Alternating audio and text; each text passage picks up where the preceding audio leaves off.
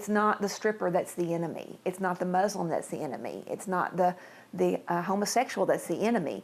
They're the mission field. They're who we're called to love and reach out to. Erin Stevens says she felt God wanted her to serve those that were far from Him. I felt the Lord impress upon my heart that you need to go feed the strippers, and I didn't have any idea how to do that. Called a general manager in town and said I would just like to bring a home-cooked meal to the girls and show God's love in a practical way with no strings attached. And he said, will you bring a Bible or anything? I said, no, I won't bring any Bible. I won't bring any gospel tract. He said, can you come next Thursday? Erin says she went to the strip club with a no-strings-attached attitude. She simply brought food for the staff to eat and talked to them about their families. Yes, there were bad pictures on the walls, and of course there were naked women around, but I really tried to focus just on how I could talk to them about everyday life. We talked about their kids. We talked about if they were in school or not, or where they were from. I never once drew attention to what they were doing. I wanted to meet people where they are, as they are. I love you no matter what. My love is unconditional. And that's just freeing to those girls because they're not used to having that kind of love with no strings attached. While at the club, Erin met a young stripper named Katie Holland. I wanted to run away. It was terrifying to me after I'd been divorced a month, 2 months maybe. And I went from being with one man for 6 years to literally getting paid to take off my clothing in front of sometimes hundreds of people.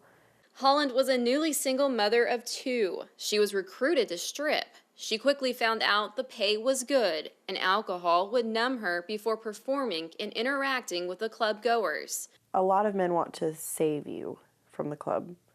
They'll tell you, if you quit, I'll buy you this. If you quit, you can live with me. If you quit, I'll buy you a new car.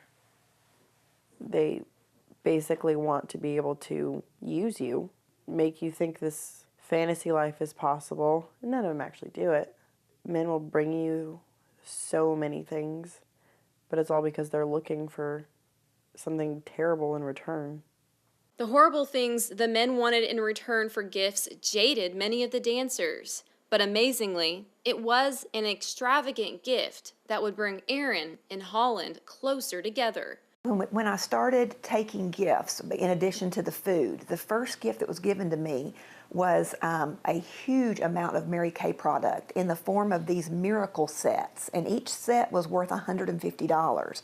And in my process that day of packing those up, I thought, you know what? Let's just divide up these gifts because I could give them their toner 1 month, their cleanser 1 month, their moisturizer 1 month, and make these last a long time because I don't know when my next donation is going to come in. And I really felt God impress upon my heart to give it all, to give an extravagant gift. And I'll never forget, I argued with him that day, and I said, they're not worth it. They're not going to appreciate this gift. And he just said back to me, you didn't appreciate the gift I gave you either. And it was extravagant, and you go give it all. Erin says when she handed out the gift sets at the club, one girl walked up to her in tears. That girl was Holland. She said, why did you do this? And she was crying. She said, I've been a lifelong user of Mary Kay, and what you've given me, you'll never understand. And I said, because you're valuable to God and you're valuable to me. Erin's generous gift was different from the others Holland had received, and it sparked something within the young mother. You know, a lot of people bring gifts for you, like, you know, roses or chocolates or anything like that, but they're also looking for something in return. It's never just a gift to be a gift.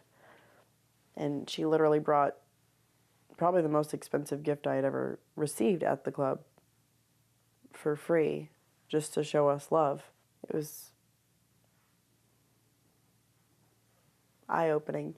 Erin and Holland began to email one another. Holland, who had been bringing her children to a church service but waiting in the lobby, agreed to attend the Stevens church service. She emailed me afterwards and said, hey, I'll be at the club this Thursday. Are you going to be there? And I was like, no, I don't want to be there. Holland quit dancing and began learning more about the love, mercy, and grace of Christ.